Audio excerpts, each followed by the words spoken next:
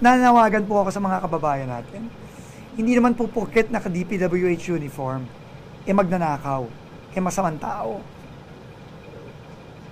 Marami po dito, higit nakararami, maayos po to.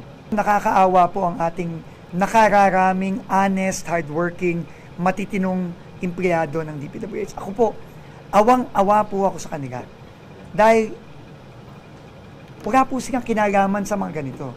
Pero dahil po sa kasamaan at kasakiman nitong mga taong ito, nadadamay po sila. At nakakaawa po na minsan nakukutsa sila, nahaharas sila pag sumasakay sila sa jeep, sa bus, sa MRT. So kaya po ginawa na po natin to dahil nag-request po ang union ng DPWH.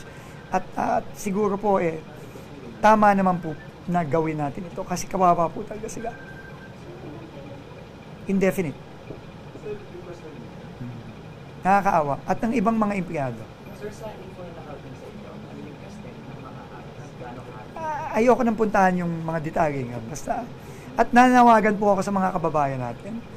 Hindi naman po porket naka-DPWH uniform, magnanakaw, masamang tao. Marami po dito, higit nakararami, maayos po to. Nakakaawa naman po sila. Huwag naman pa tayong humusga lamang dahil taga-DPWH.